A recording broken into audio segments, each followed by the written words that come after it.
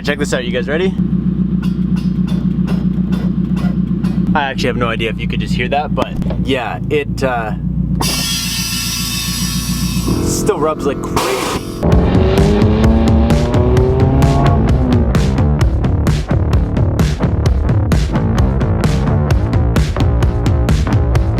Oof. All right, check this out, check this out.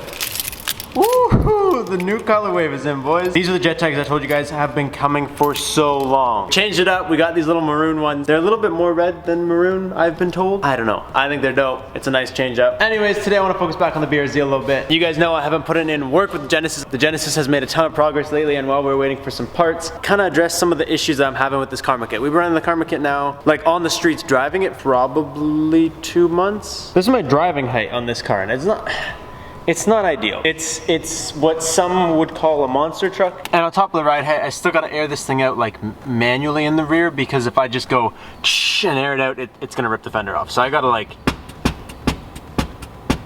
do the creep down.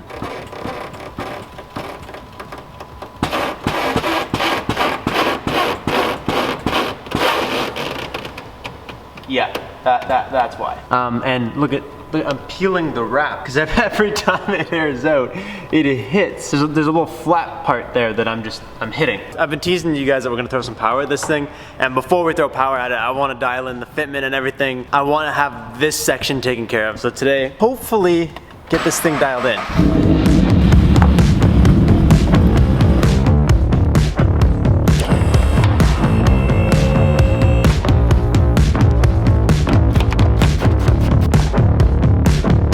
The reason that this side rubs so bad and this side doesn't rub so bad is because if you remember when I put it on, it actually sits, like when you're fully aired out, this side has like just under ½ inch. This side, the fender actually sits like right here at the bottom of the tire.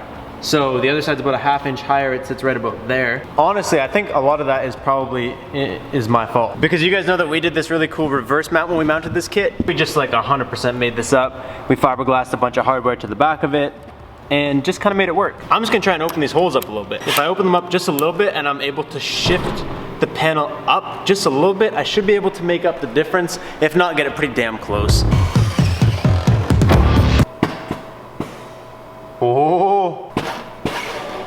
Okay, well we're rubbing less. As I pushed it up, it kind of rounded a little bit, which brought this whole thing out. So if we could get it up just a little bit more.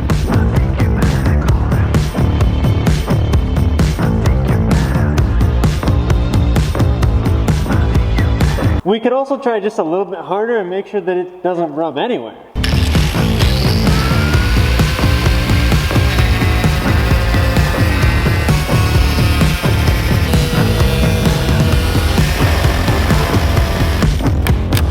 If you take out the parts that are obviously showing signs of rubbing, it shouldn't rub anymore. So everywhere the wrap was peeling, I just kind of got rid of it. This side I didn't touch the inside of the fender, but what's weird, and I wish I could explain to you guys, and I'm only noticing this right now, is actually the inside of this, there's no real lip here. This just kind of goes straight up. And on this side, there is a massive lip. Like it curls in, like look at when I put my fingers down it, they want to jump at the bottom. I shaved down most of it. I'm realizing now that it's still pretty significant compared to the other side, but what I don't want to do is shave it down too close to the outside because it is fiberglass. The other side has it too, but it's just very minimal. I just don't want to shave it down too much to the point where I'm like, I hit something and the whole fender goes whoosh. Before I put this thing down and test everything that we just did in the rear, there's a couple things I want to take care of in the front too. See that little bolt? That little sneaky guy up in there. That sneaky bolt has been the fatality of so many people's bags, and something that like people recommend you do is just, hey, push the bottom out, don't put the top in, you don't want to hit the bolt. But then I was thinking today, like, why don't I just cut the bolt away? Go away from my bags.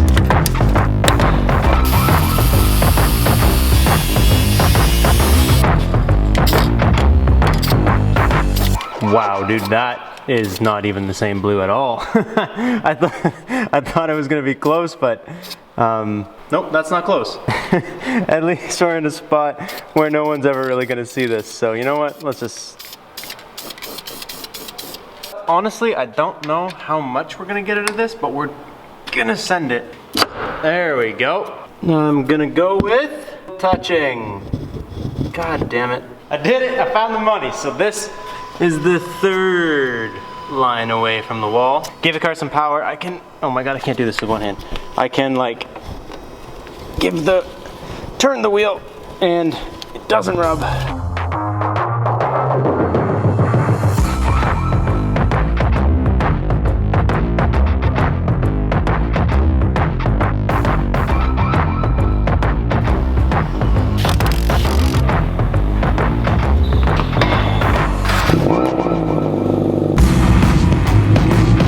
Before I do anything, I'm actually going to get a calibration going. One, just mess with the height in the front, but two, the battery was also dead, so I just want to make sure it's good to go. So when you're calibrating, vehicle now move. Are you ready? Come on, dump yourself. Dump yourself. That's not what we want. You guys remember when I got this kit, I said that the wheels were really hard to do because like no one really had this kit yet. So wheel sizing was very hard to nail. The rear, I think we got like spot on, but the front, we're gonna need just a little spacer. So I'm gonna go ahead and order one of those up too, just so we don't look like complete idiots. The front has about -4 now. The rear is about -9. Still noticeably different. Still like I will get the lower control arms eventually. But at least for now, it doesn't look like 0 and -9. It blends in a little bit better. It looks like someone tried. The front lower control arms are really expensive and like for no reason. They're really expensive and I really want to boost this car. That's just truthfully, that's where I'm putting my money right now. So this is my old ride height. Whoa! We lowered the front. The front's almost on the ground now. What the hell? Boom, baby. No rake. Oh, that looks so good. My parking lot, if you guys watch the channel like consistently, you guys know that the parking lot here sucks. Dude, the parking lot at the warehouse is ass. If I can drive around the parking lot and it doesn't rub, I can literally go anywhere.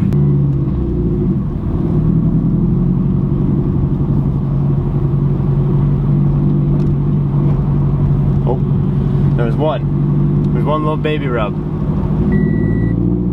All right, we passed the parking lot test.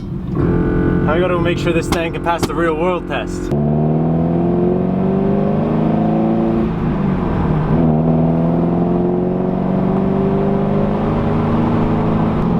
Normal street driving, not too bad. I think most importantly though, we need to make sure it looks good. Parked at this height looks good, so we just need to make sure it looks good at this height driving.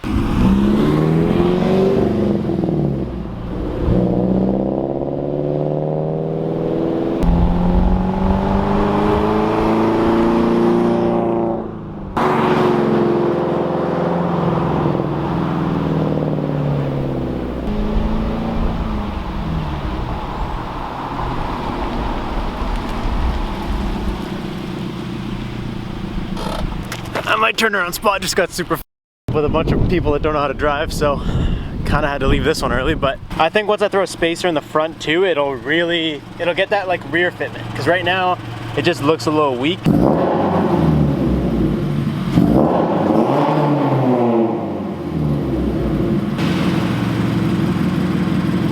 Like that was unreal. In the history of bags on this car, so in a couple months, pressed the all down button and it just went with no noise. I actually didn't even hear this rub, which means maybe just whatever was left rubbed on our way home. Either way, there's not much left to say. I need to get the spacers. I still need to do a couple things on the BRZ. I was getting a little bored of working on the Genesis. I wanted to change it up, and every time I looked out my window at this car, or every time I drove it, I was just like, I just need to fix this. Wasn't super exciting, but we got it done. Anyways, this thing could use a wash, but it's supposed to rain for the next like week, so I'm not even gonna bother with it. That's pretty much all I'm gonna have for you guys today. I will catch you guys next time.